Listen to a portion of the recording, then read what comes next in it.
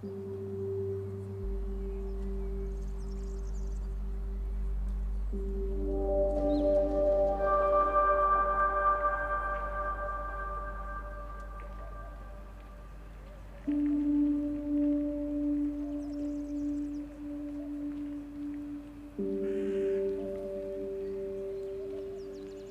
are times of uncertainty.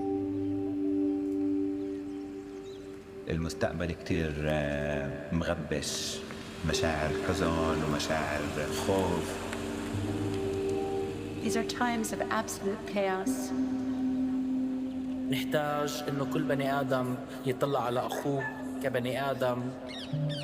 מה שצריך זה עדינות, מה שצריך עכשיו זה מרחבים שמאפשרים לשהות ביחד. To be active in the making of hope. هو المحل اللي بسببه أنا لهلا ضايل في البلد وما تركتها. It is a place where the future is being built.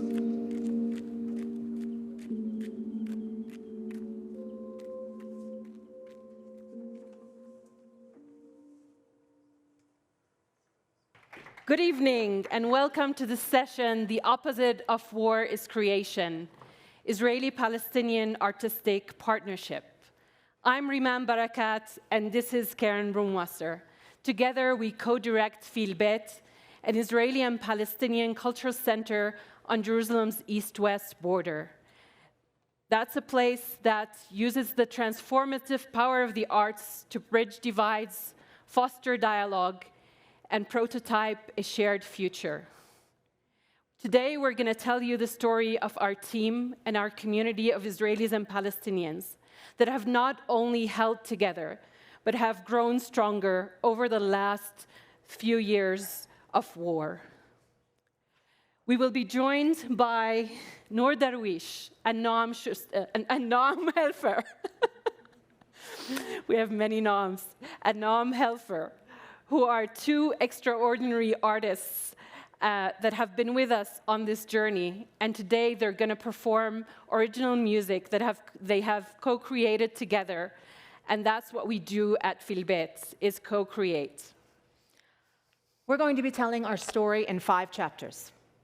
Chapter 1, a new kind of home.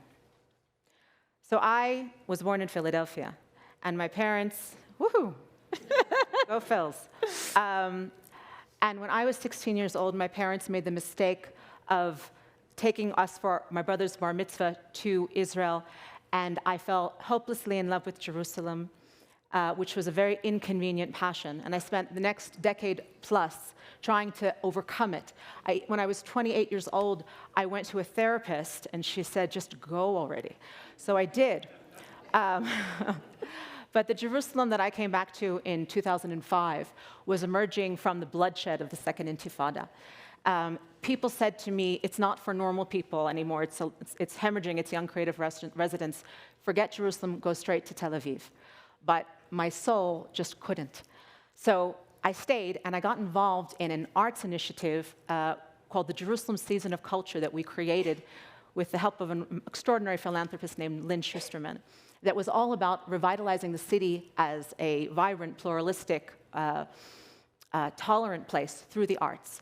And with that in mind, we always understood that diversity was a central pillar of the effort. But the difference between aspiring to diversity in Jerusalem and anywhere, and actually realizing it in real life, there's a very, very steep learning curve. If you're a Jewish Israeli, you don't just waltz into East Jerusalem to the cultural organizations and say, let's create art. It doesn't work that way. The cultural and political gaps are too big. The suspicion is too strong.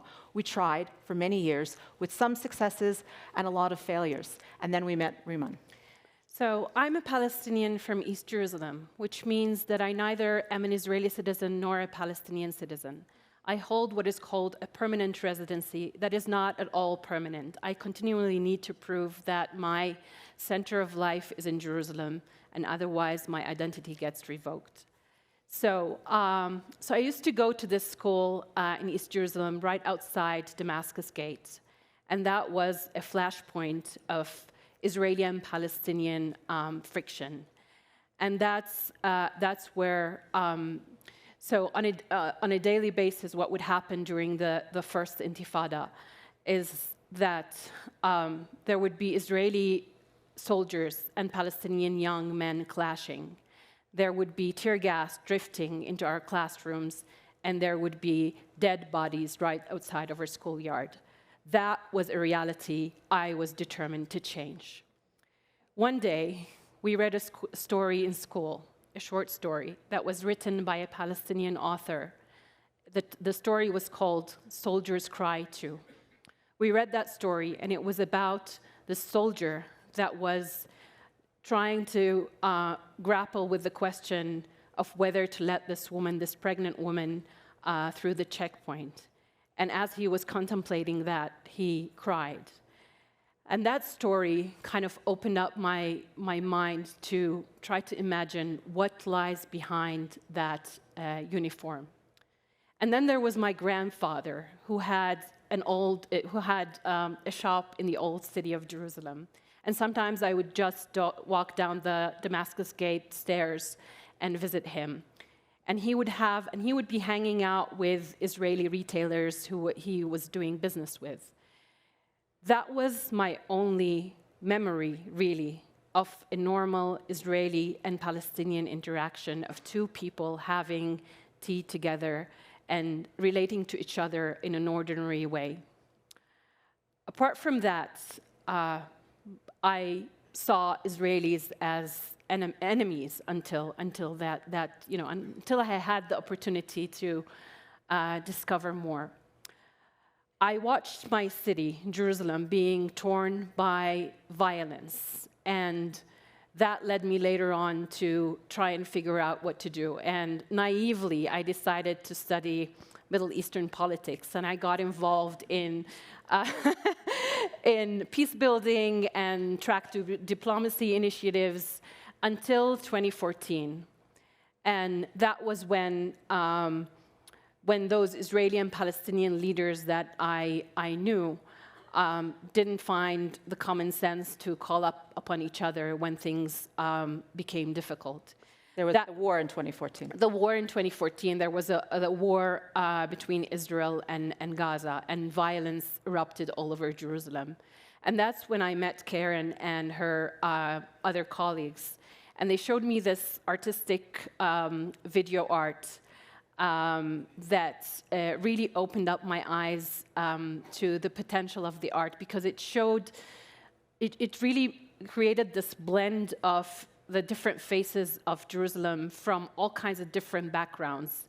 And those faces really reconnected me to Jerusalem, but also they opened up my mind to the potential of what the arts could do to help us imagine a different future.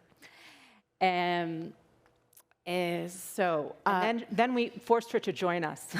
We persuaded her. We said, please join us. So I joined them, and they were an Israeli-only organization. And I went on and met with many Palestinian artists and creatives to build a strong community that eventually developed very strong trust. And after which we had many events going on, and one of our big events was this big concert that we held right outside of the walls of the old city of Jerusalem, again on the east-west border of the city. And what happened there is that we put all those musicians on stage. And we were trying to manifest what could be the new sound and look of our future, of our shared future. And one of the things that happened while at that concert is an Israeli guy approached me, and he spoke to me in Hebrew. And I answered him in English. And he was asking me, why are you speaking to me in English? He didn't know that, growing up as a Palestinian from East Jerusalem, we did not learn Hebrew in school. And what I realized is that we found out that we lived 5 minutes away from each other, but really knew nothing about each other. And that's when we decided that all those grand events that we were doing artistically were, of course, inspirational and important, but what we needed is a place where Palestinians and Israelis could potentially meet every day. That was the spark of Feel Beit. Not long afterwards, one of our producers was taking his morning jog, and he happened upon a beautiful 7,000 square foot building that was in complete disrepair and abandoned, but sat atop a beautiful hill overlooking the east and a panoramic view all the way into the hills of Jordan. And it was exactly between Palestinian neighborhoods and Israeli neighborhoods on the east-west seam line. By the way, the video that you're watching is a video of dawn, exactly from that terrace of that building, by an artist called Arik Futerman. And we tracked down the owners, and we said to them, please let us use this space as a pop-up in our festival for a culture club that will be for all Jerusalemites. We managed to persuade them, and we did 3 weeks of music and exhibitions and lectures and parties and all different sorts of things, all in Hebrew and Arabic, all Israeli and Palestinian, and ultra-Orthodox too were there. And at the end of the 3 weeks, everyone said to us, do not give this place up. So we didn't. We turned it into our permanent home, and that is Feel Beit. And it's a space where everyone can come in with their identity fully, as long as they understand that other people will be in the space bringing their full identity as well. And we present and commission original arts, music, theater, dance, visual arts, all different kinds of arts, with emerging and well-established artists. But it's all about creating a shared space. By then, our team had grown, and for me being the only Palestinian on the team, we became a fully Israeli and Palestinian partnership project initiative, and so we became we're half Israeli, half Palestinian today, a full and we named it Feel Beit. I'll refer to the name. So in English, Hebrew, Arabic. This is a blend of all those languages that means feel at home. Chapter 2, Walking Through the Fire. So October 7th was a horrific and earth-shattering day, obviously, and the war that followed changed the lives of everybody in the land. Now, our team has been through many challenges, boiling political tensions, mini wars between Israel and Gaza, spates of violence in Jerusalem, and even things that everybody experienced, like COVID. But on October 8th, one of our most idealistic Israeli colleagues said to me, I don't know if we can get up from this one. Even Feel Beit's location, which between Israeli and Palestinian neighborhoods, which we were so proud of, which I was so proud of, suddenly felt very vulnerable, and I was afraid to be there. So after a few days of shock and paralysis, we decided to go on a Zoom together. Our senior team went on a Zoom together. And our director of communications, Zuhdi, also a Palestinian, who's really like one of the most, who's like the most believers in Feel Beit. He said, a few years ago, I decided that I don't want to work under Israelis or alongside Israelis. I want to have a full partnership with Jews and Israelis. But he also said, but now I'm not sure, the gap is so great, I'm not sure that I'm going to be able to bridge this gap. So what happened really touched our communities. We knew people that were really close to us. So a few years ago, I was in a retreat together with the remarkable Vivian Silver, as an example. And we lost someone great like her. On the other side, my nephew, like 1 week into the war, he got beaten up in East Jerusalem as there was a crackdown on young Palestinian men in East Jerusalem, and his arm was broken. And a few weeks after, we lost more people, and I lost friends and family in Gaza as well. The week after October 7th, we gathered our team together of about 17 people. It was a very difficult conversation. There were tears, there was some yelling, somebody stormed out of the room, one of our colleagues even resigned. But somehow, despite everything that is very, very hard to reconcile, we held on to each other. And it was, the thing is, we had built Feel Beit together from the ground up. And it was our shared baby. And you don't give up easily on your shared baby. And one of our colleagues, Adan, she looked at the bar and she said, you know what? Nobody's going to be drinking from that bar anytime soon. And she went and she got a bottle of gin. And for everybody who drinks alcohol in the organization, she poured, and it helped. It did. One thing I didn't mention that I meant to say about one of the things that Karen said to me and Zudi was, she looked at us and said, I just want you guys to know something, that I cannot unlearn what I have learned about you. That was such a powerful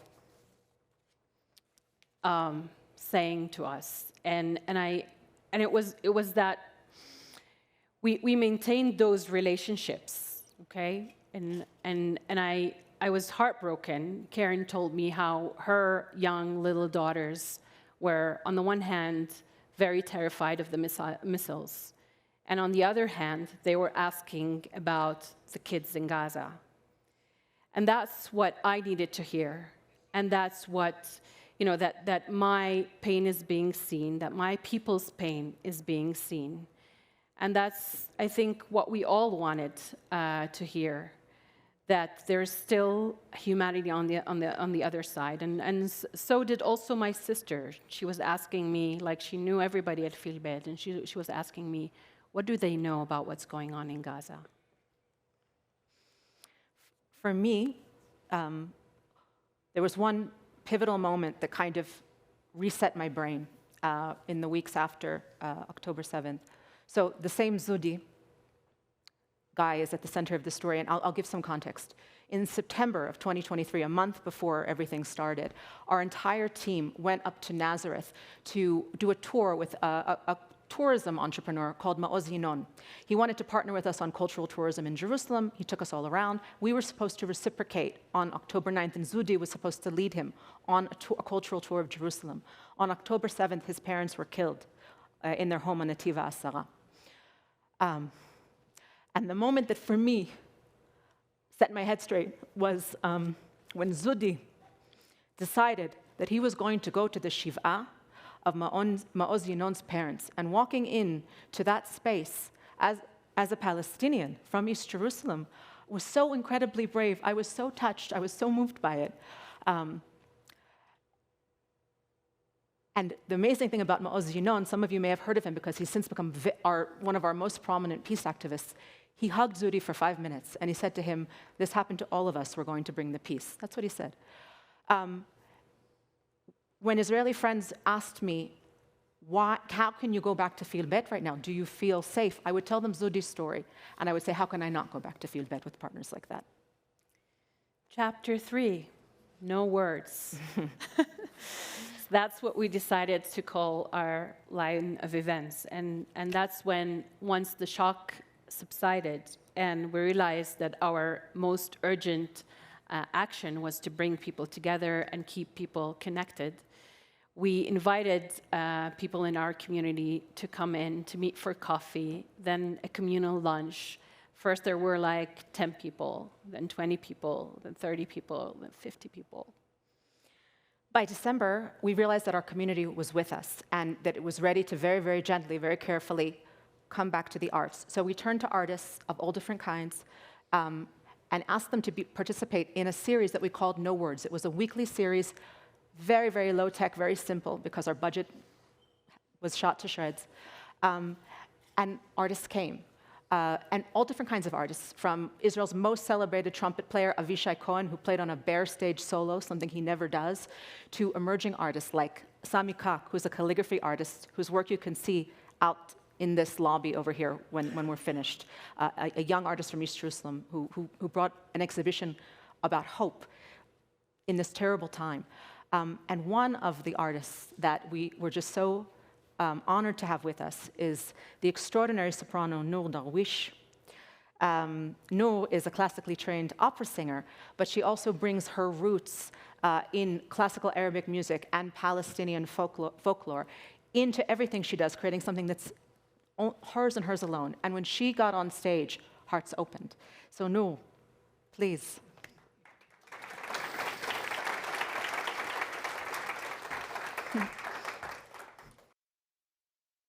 If I just could close my eyes, let the dream take my hands, lead me to different skies where we all are safe, where we all forget pain and sorrow.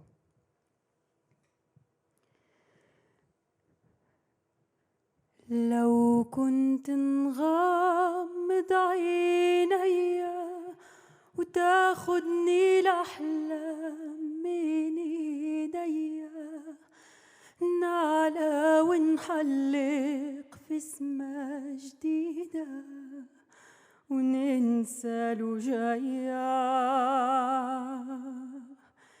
لو كنت نسافر في خيالي نزرع ونبني قصور وليالي يكبر فيها الحب وامالي وننسى الآلام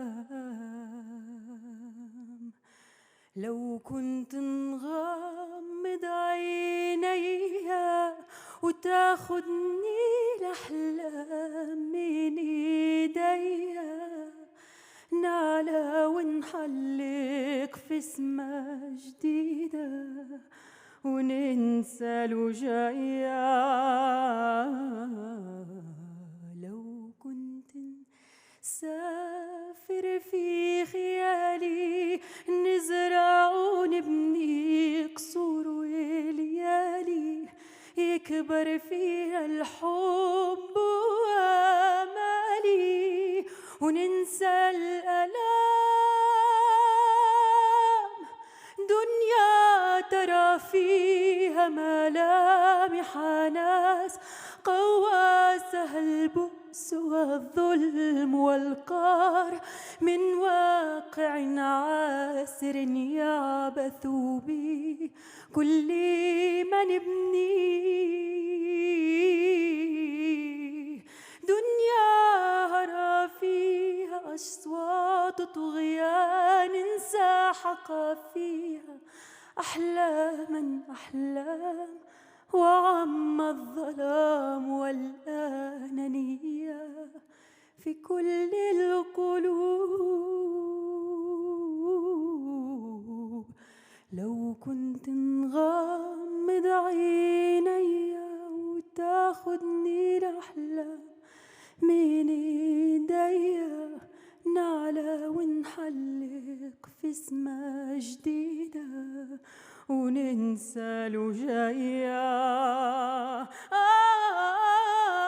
لو كنت نسافر في خيالي نزرع ونبني قصور الليالي يكبر فيها الحب وامالي وننسى الآلام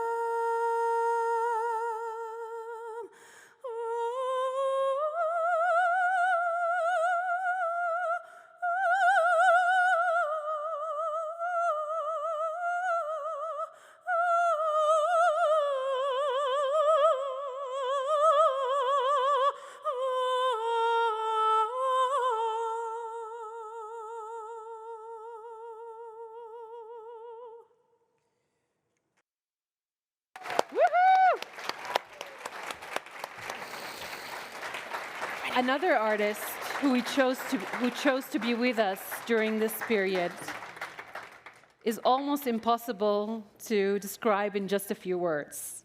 So Noam Helfer is an electronic musician, a vocalist, composer, sound artist, and experienced designer whose work defies all categories.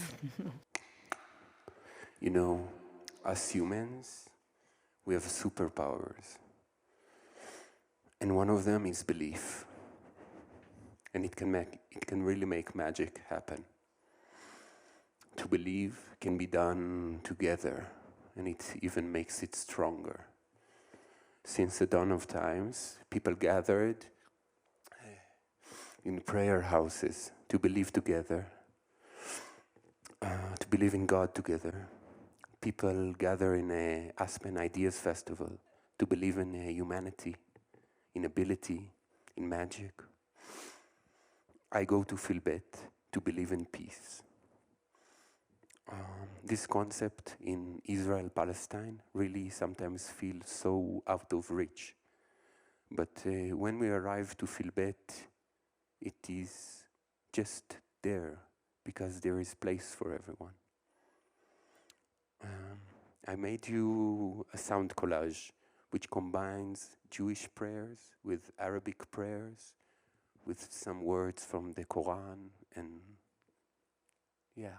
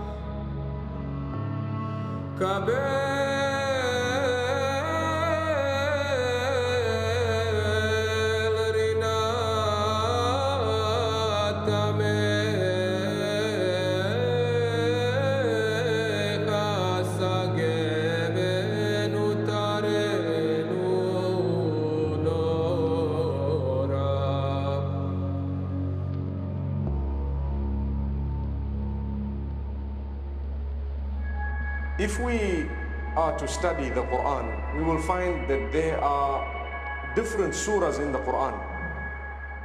And all these surahs have so much in them in terms of meaning, rich in meaning. And it is our duty to try our best to understand the Quran. And it is our duty to try our best to put whatever we've learned into practice and to convey it to others. So one is the recitation, two is the understanding, three is the putting into practice, and four is the conveying to others. Another, maybe a little bit of a fun story about Joseph. There were women cutting meat.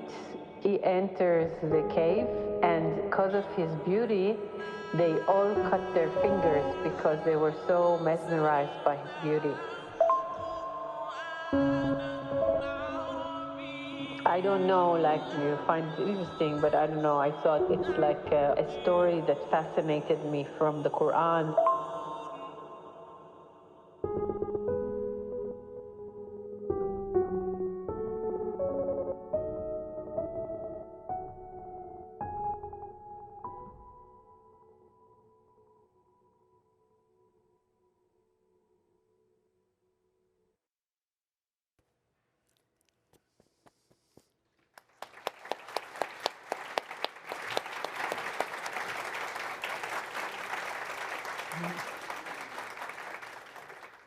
Chapter 4, the opposite of war is creation.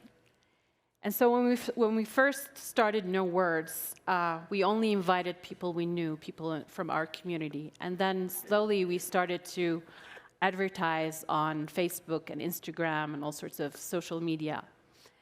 And so more and more people came. And so from opening 1 day a week with artistic programming, we opened 2 days a week and then 3 days a week. And more people were coming from our community, and more artists wanted to do something at Feel Beit. And the crazy thing is that they came no matter what. And in a war, every day is horrible, but some days are particularly so. And some days they're particularly horrible for one side or another side. And yet, people came, and we would hear something often, some version of, I wasn't sure if I should come tonight given what happened today, but I'm so glad that I did. And Riman and I ask ourselves sometimes, why is that? And we don't really know. We don't really know. I think we have a hunch that when you are in a state of loss and a state of despair, for some people, it's unbearable to also, the prospect of also losing humanity is just unbearable. You can't lose that as well. And so they cling to it for dear life. And perhaps it also has to do with people wanting to see a different kind of future together.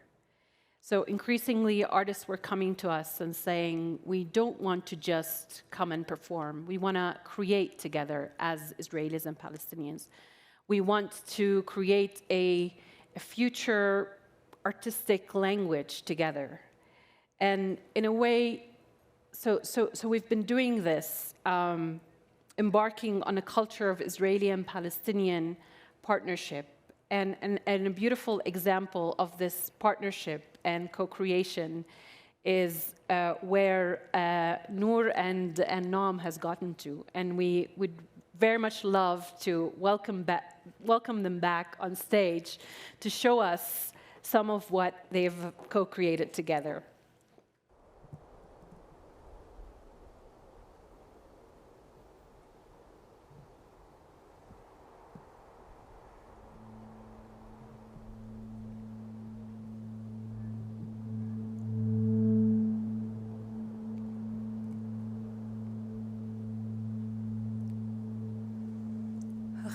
הכניסיני תחת כנפך ויהי לי אם ואחות ויהי חיכך מקלט לראשי כאן תפילותיי אני דחות ויהי חיכך מקלט לראשי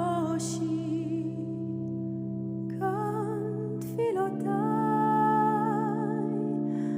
אני דחות.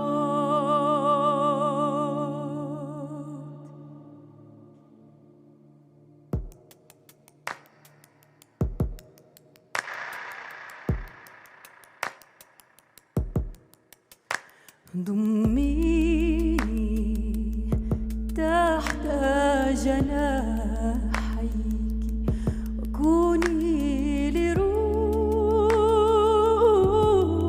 أمي في حضنها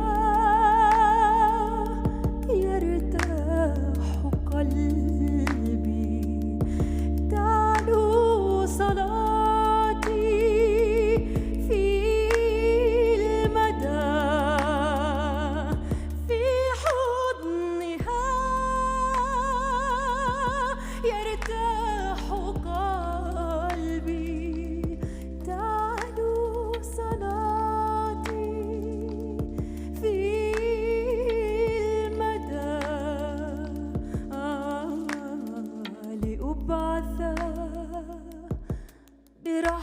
من السماء لأبوح لك بسري الحزين. قالوا ربيع عمرك الدواء، أين ربيعي وشبابي أين؟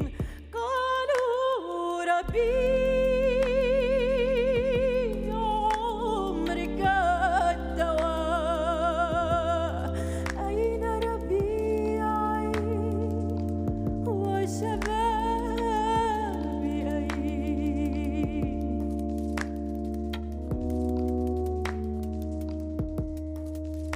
وفي القلب سر آخر دفين يحرقني بنار الحنين. قالوا في الحب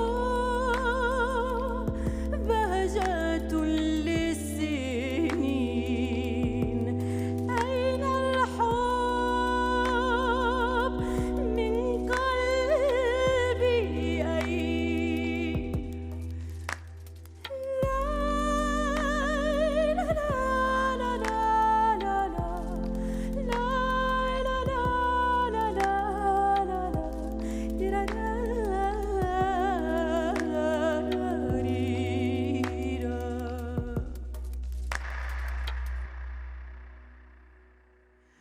قالوا في الحب بهجة السنين، أين الحب من قلبي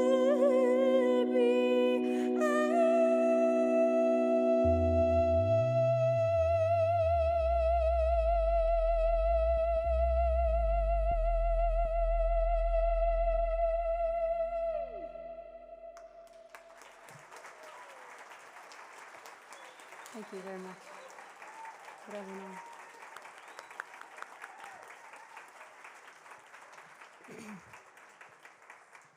Want to say something about it? Okay, the song you heard was by Chaim Nachman Bialik, which is one of Israel's most famous poets. And it's my translation into Arabic. My interpretation also to the text. The next song will be a Palestinian folk song that women used to sing to their loved ones imprisoned during the British Mandate. It's called Ya Tali'in al-Jabal. Those are climbing the mountain. And it's not a regular song. It's a coded message. Women used to add the sound, the L sound, the letter L, to certain words in order to for that the guards, the British guards, not understand the text the message they are sending to their loved ones, to their family members in the prison. So yeah, the message is a message of love, of resilience, of support. Enjoy it.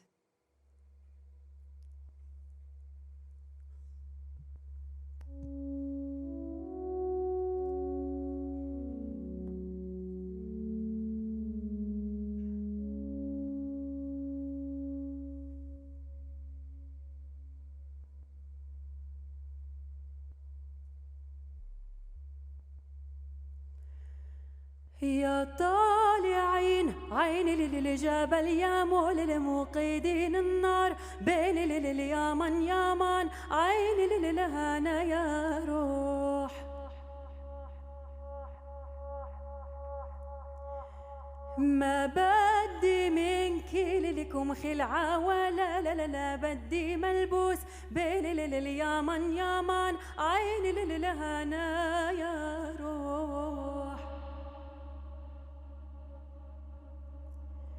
ما بدي منك لكم خلعة ولا لا بدي بدي زنار بين اليمن يمن عين للهنا يا روح إلا غزالي الذي جواني لليكم محبوس بين اليمن يمن عين للهنا يا روح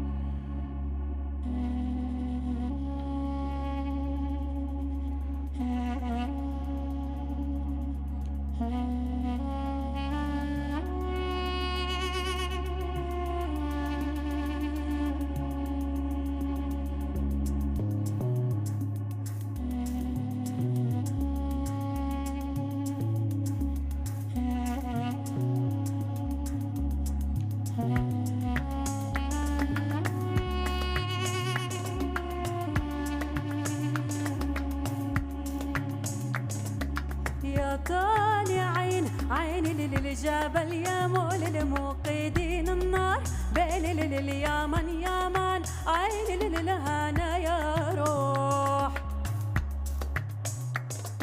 ما بدي منك لكم خلعة ولا لا لا لا بدي ملبوس بين اليمن يمن عين للهنا يا روح وما بدي منك لكم خلعة ولا لا لا لا بدي زنار بين اليمن يمن عين للهنا يا روح وما بدي منك لكم خلعة ولا لا لا لا بدي ملبوس إلا غزالي الذي جواني لليكم محبوس بين اليمن يمن عين للهنا يا روح إلا غزالي الذي جواني لليكم ميدوم بين اليمن يمن عين للهنا يا روح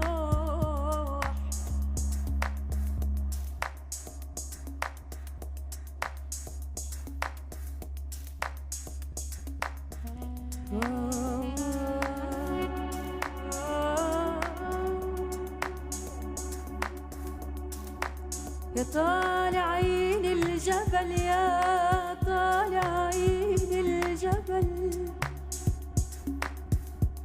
يا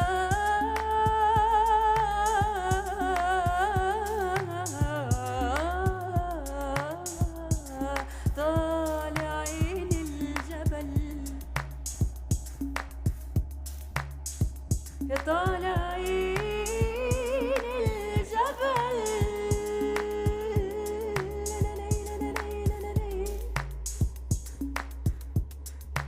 طالعين الجبل يا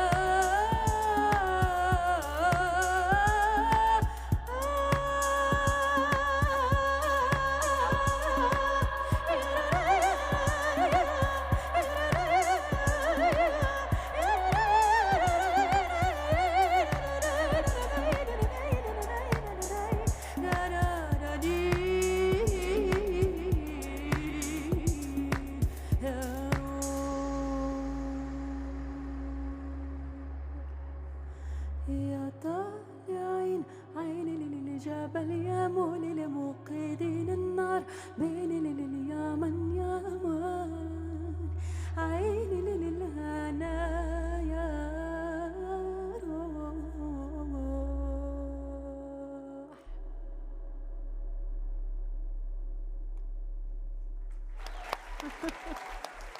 And now we know because of all that's gone in the last 3 years, Feel Beit has actually gotten significantly stronger than it was before, and it's wild. And we've had now tens of thousands of Israelis and Palestinians in our space, and hundreds of artists from both sides. And this incredible co-creation is I'm not allowed to say, an example I absolutely love. I have my favorite baby, my favorite child. I know, you can't say that, you're not allowed. of many different projects that are now being commissioned and developed by Israeli and Palestinian artists, thanks to a grant we got from the European Union that will premiere this summer in our festival. Multiple productions of all different disciplines. And we're just so thrilled to have you guys. Thank you. Thank you. I don't know that we have time for the rest of it. All right, so we had prepared a surprise for you, which we don't have time to talk about, I think. But we welcome you to open the envelopes that are on the table, which include our recipe that we tried to figure out what is the secret sauce, what are the ingredients for, how do we do it at Feel Beit. So we've got you, so every one of you can get one of those packets. If you're missing one at your table, there's others at other tables. And we'll talk about it later in the interview portion. Yes. But I think we have to do one final song.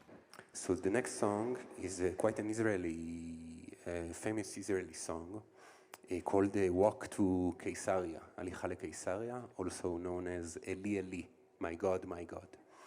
And I really love this song. And I came to Noor and I told her, I really want us to do it. Can you please translate it to Arabic? And she told me, no. And I said, why? It's just a beautiful song, and it's about the beautiful of nature and all of these amazing things around us, like we're in Aspen, Jesus. And she said, no, it was written by a soldier, and it rubs me the wrong way. And I was like, okay, this project is about this. It's about listening. And then I went on to research a bit more about Hannah Senesh, the one who wrote this song. And actually, she volunteered to the British Army to be a parachute glider and to help rescue Holocaust survivors. And I told Noor, this is a good story. She was a good soldier. She really came to help, and she was a proof of woman bravery and how we can help. And Noor said, okay, but this song hurts me, so the music has to hurt. It cannot be gentle and beautiful. And then she told me, you know, the beaches of Caesarea remind me of the beaches of Gaza, and there are such crazy difference between them, so close but so far. And then she told me, in the Gaza, in the last war, there were drones flying all over Gaza. And they were doing all day this sound. This is the previous song.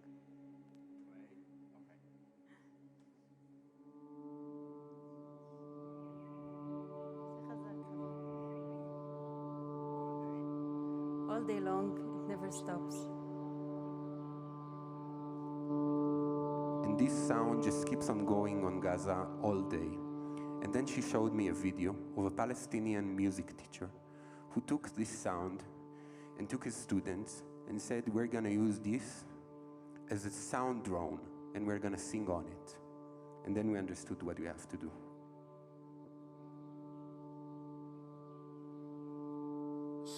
شيل يا جمالي شيل يا حوطك بالله دم الشهيد معطر بالهيل ليل يا ليلو ويل ويل عالظالمي ويل ويل من الله لا أسهر على نجوم الليل أنا ناديله شيل شيل يا جمالي شيل يا حوطك بالله دم الشهيد معطر بالهيل ليل يا ليلو ويل ويل عالظالمي ويل ويل من الله لا أسهر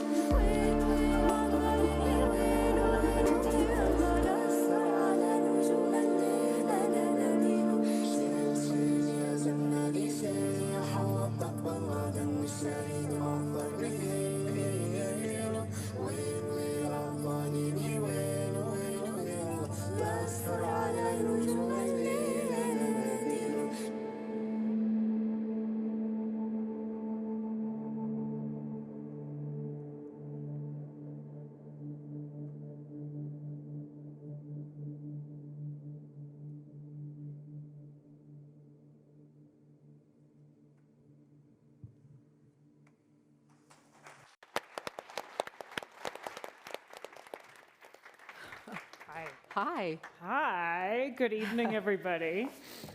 Man, talk about a hard act to follow. I'm Mary Louise Kelly. I am a journalist. It occurred to me watching this that we, journalists who report on the Middle East, do not get to tell stories about beauty and hope and friendship as often as I would like. I will confess that when the producers at Aspen approached me and said, we want to have a conversation.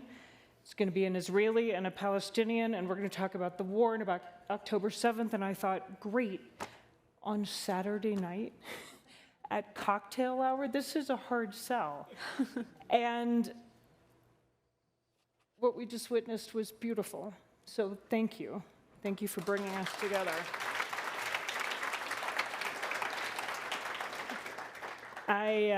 Being a reporter, I was reporting on y'all, and one of the people I asked, I called my colleague and friend, Daniel Estrin, who covers Israel for NPR.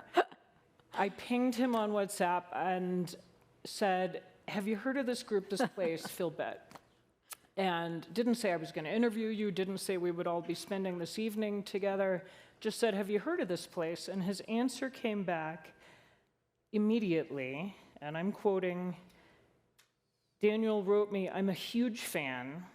They, Karen and Riman, have created the only space in Jerusalem where Palestinians and Israelis hanging out socially in the same place is just the norm. So congratulations, that's amazing. And he's a great guy. My question is how? And we all got to hear how you two thought about it in the days before October 7th and then how it changed after October 7th. You talked a little bit about the staff coming together and that the shot of Jen helped, which is a lesson to us all. I was in Jerusalem right after October 7th reporting, and it was hard to get people to come talk to you over a cup of coffee. It was hard to get people out of their houses at all. So my first question for each of you is, it's one thing for you to say, we're not letting our baby die. We're going to keep showing up. It's one thing to have artists who are committed to the project and the work. How do you get the audience? How do you get just ordinary Israelis and Palestinians living through hell to show up and think, this is a space I want to be in? Karen, you start. I think that war is much more idiosyncratic than people realize if they haven't lived through war. People are not predictable, and I think that there's something going on, I think, at Feel Beit that's beyond the Israeli-Palestinian thing. In Jerusalem, there's also an extremist versus moderate thing. And in some ways, I think that moderate Israelis and moderate Palestinians who want free expression, who want freedom, who want to be able to be who they are, in some ways, they can hold on to each other. I think that's something that we don't actually even talk about that much at Feel Beit, but I actually think that there's a need that people have that comes from a woman who wants to wear a tank top, somebody wants to drink a beer, somebody who's, from the GLBTQ community. So we are both an Israeli-Palestinian space and an open space. That's one thing. Is that just when you say people are more idiosyncratic than we think about? You mean in the sense of we just want to live a normal life? There has to be I mean, space for the that? same person can want to live a normal life at 11 o'clock and at 11:02 feel very ideological, and at 11:05 have something very practical that they actually have to make happen in their real life. Yeah. And I think that there are also people that will come at one point and then they won't come for a while. In other words, I think the other thing is that Jerusalem, this is Jerusalem. It's a real place. Yes. It's an actual real place, 40% Palestinian, 60% Israeli, and we are very intertwined with each other. We aren't, you can't really extract us, and you can't go to the pharmacy or the supermarket or get on the train without encountering one another. Mm-hmm. And so the meta meets the micro, and that's where it gets all wild and idiosyncratic. And I think that a lot of people know enough about the other side that they realize that they're able to distinguish and say, okay, this person on the other side might be trying to hurt me, but this person is actually amazing. And people have a much more powerful ability to do that than I think the perception is. For the content, how much of it, whether it's the music, the dance, theater, painting, how much is centered on the war, the fight, the daily life, the politics, and how much do you hear people coming in and saying, I'm so tired. Can we do a romantic comedy about, I don't know, aliens or I don't know, something that's just completely away from what we have to live through every other hour of the day? I wanted to add actually to what Karen said and answer to your question that Palestinians and Israelis in Jerusalem and wherever, when they come to Feel Beit, they want to lose their guard. They don't want to be Palestinian, they don't want to be Israelis, they just want to be human beings. And that's the beauty of Feel Beit. I know as a Palestinian that oftentimes I need to carry that burden of like always talking about my identity and why all that I have suffered. And that's sometimes a lot to bear. And the same for Israelis, whether they've been to war or they've been fighting, and you come to Feel Beit and you allow yourself to meet Israelis and Palestinians as they are without any demands, without demanding them to talk about anything. The talking happens, it all eventually happens, but that art, we have all kinds of art. So the music is oftentimes very much a low barrier entry point. Sure. And so it lets people connect to what they know, but also challenges them sometimes to learn about the cultures that they don't know. But sometimes we have developed this trust with our audience that sometimes we put up something that is a bit challenging for us, and they do trust us. And afterwards, you see the community talking about it and discussing it, and that's a safe space that we're offering. Yeah. And we don't tell any Palestinian not to be Palestinian or any Israeli not to be Israeli, and that's the important thing. Okay, so go to, because I'm trying just to envision, we've been watching the beautiful sunrise and the view that you get to look at. Take me inside the space, just paint a picture of, when we walk in the door of Feel Beit, what do we see? First of all, the facade is all windows. Yeah. It's a beautiful modern building. Right. It has a sort of multi-purpose performance space on one side. It has a visual arts gallery on the other side. It has a space in the back that will be a wellness space, Israeli-Palestinian, multilingual wellness space. And it's very modular. We do all kinds of crazy stuff with it all the time. It's very, very beautiful, and that's important. And I think that people need beauty right now. They need to feel that there's a place that they can breathe. And I think, I'll just also mention with the art, I think we are very sensitive to try and allow artists and audiences to emotionally be where they need to be. So we're very sensitive. You know, there are times when we were saying, okay, we have to keep the music, like the playlist, the DJ, calm. It can't be too happy. It can't be too celebratory. And then somebody says, no, but people need a release. They want to dance. They don't want to. And then somebody says, but I'm angry. You know, there's and also sometimes because the artists that we work with are local artists, they are very tuned in to what's going on. So, for example, we have crazy days sometimes. We had a day where bodies of 6 Israeli hostages were returned, and one of them was the Israeli-American Hirsch Goldberg-Pollen, who was a Jerusalemite, and we know a ton of his friends and also some of his family. And his aunt and uncle, who were very prominent in trying to bring him home, live exactly across the street from Feel Beit, and their balcony overlooks ours. And there was this crazy night where we had, and this is the other thing about Feel Beit. Because every day there's a reason to close, there's some sort of tragic thing that makes you say, okay, we need to close. You can't close. And so he came back, and the Israelis were devastated. There were crazy protests, I mean, very intensified protests. And we discovered that there were a lot of people who were moving from the protests to the Shiva at the cousin's house, at the uncle and aunt's house, to Feel Beit. And at the time, there were 3 extraordinary cellists, Israeli cellists, and a Palestinian violinist who created a new work, and they were performing. And I don't know what they did. It's sort of like, what did they do, you know? And they played what people were feeling. And people came to us and they said, again, I wasn't going to come tonight, but I'm so glad I did. Yeah. We had another night. When a Palestinian singer, you know, she was about to perform, half an hour before she got up, she learned that her first cousin in Gaza got killed. And she decided to get up anyway, and she sang beautifully. And we often, like Karen and I asked ourselves, why do people do this? You know, like, how can they do this? How can people come when, like, bodies have been returned, or when her cousin got killed?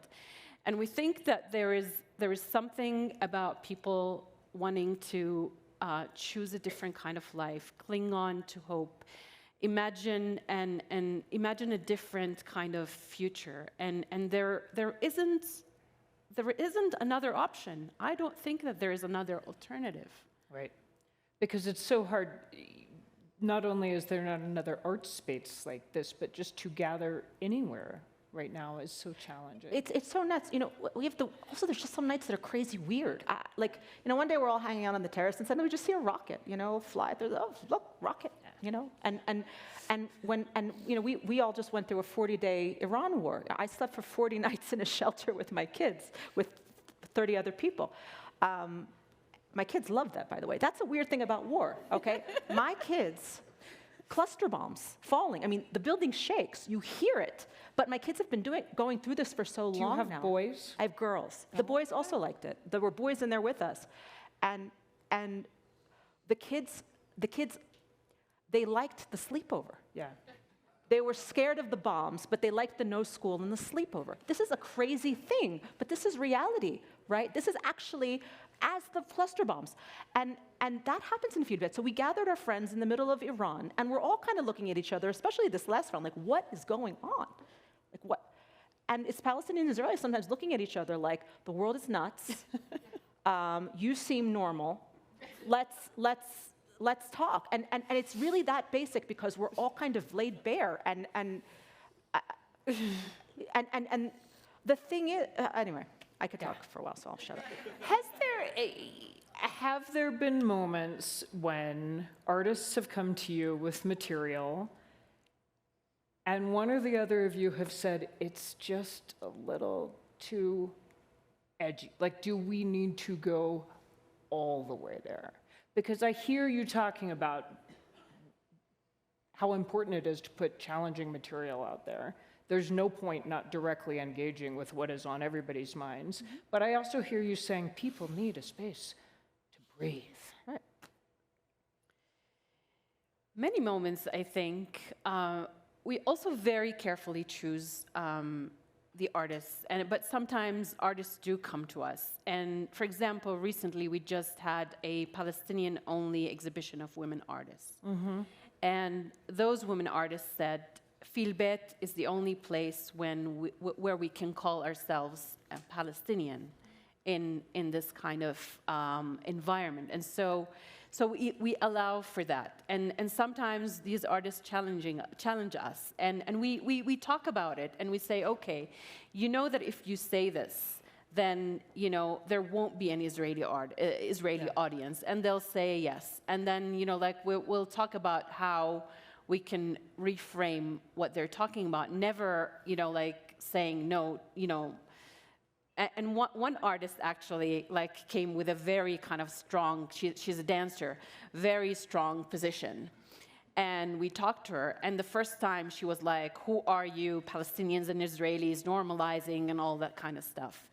And then she came once. First, she brought her parents without her friends.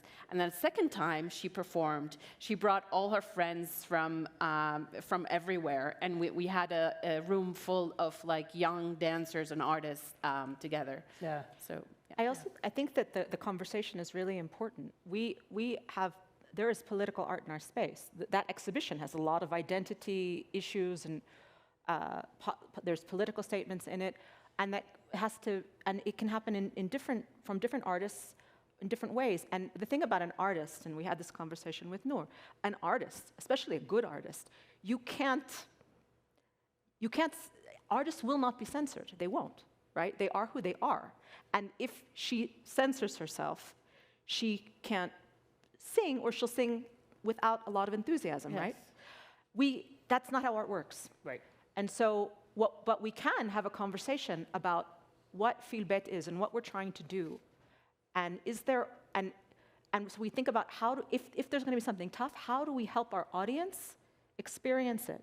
And sometimes there are things that we do that are more challenging, and maybe sometimes we'll invite sort of first our community that's closer to us and see how they feel about it. We have to respect art. We have to respect what people are going through, and we also it's the compassion. Yeah. But also I just want to say something that we all went through during the war, is that all of those feelings we were feeling are legitimate, whether they're anger, pain, all of those feelings, and it's what we experienced and what the artists experienced, and people, our audience also understood that. Yeah. If you're not, I'll just say one final thing. Sorry. In this situation, it's not just that anger, fear, like real anger, real fear. These things are not just okay, they're completely reasonable under the circumstances, and they have to be part of it. Otherwise, and you just have to. Otherwise, what are you doing? Yeah. So let me start to bring us toward a close by asking, and this may be where I want you to tell us what these are, since we didn't get to go through them. Thank you. My question, just to set this up, is: are there tools or takeaways for us? Yes. Most of us in this room do not live in the Middle East. We're not living through this war. We're not living through cluster bombs that we have to try to keep our families safe from. But we are tracking it very closely, and we are living through different but also very fiercely divided times where it can feel very hard to get people in a room able to experience art and beauty in the same way. I'll maybe start with I think it's our last ingredient, which is the compassion over righteous indignation. And that's realizing that all of us have experienced pain and are suffering through all kinds of things. And that capacity to see things also on the other side. And say and see the whole picture. I mean, the way the example of like Noor and Naam right now, and how they sang or they played each other's song, it's also what we experience. Whether it's like Karen trying to understand what it is that will not bring Palestinians to Feel Beit, or me thinking of those Israelis who won't.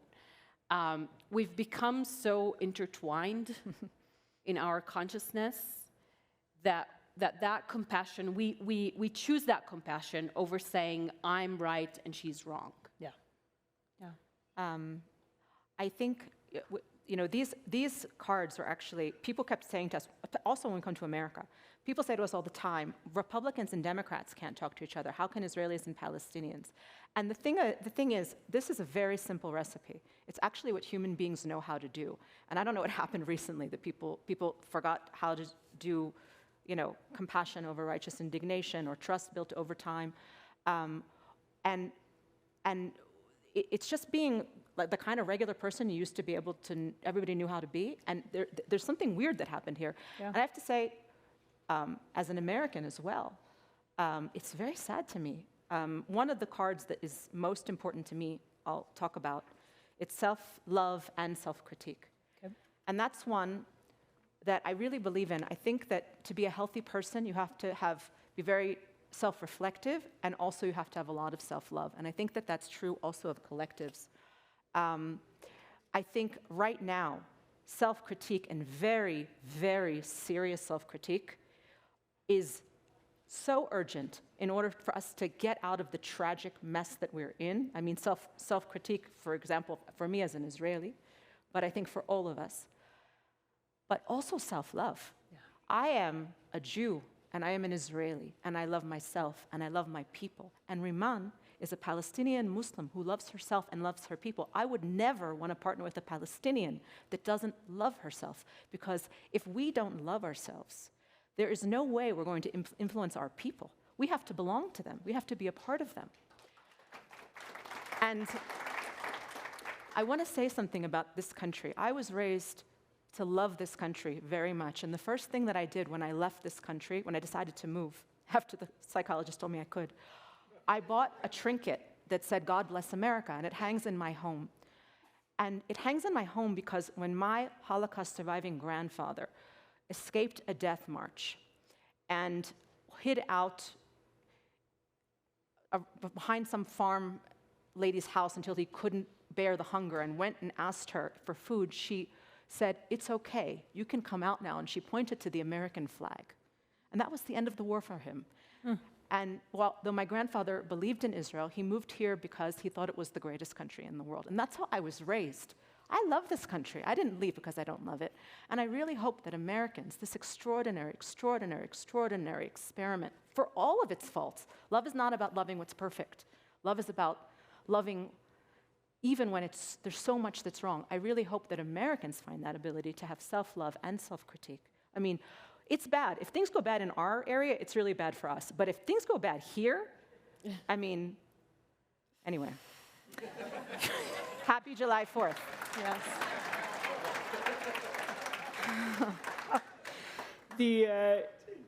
The very last card, the very last page, contains this sentence. In these most challenging of times, Feel Beit stands as a living example of how the arts can sustain compassion and uphold common humanity. How lucky are we that we got to witness that tonight. To the artists, to Karen, to Riman, thank you. Thank you so much. Thank you. Thank you. To Noam and No. Yes. Woohoo! Woo! And to the whole Feel Beit team back in Jerusalem. Yes. And to everybody at Aspen, thank you.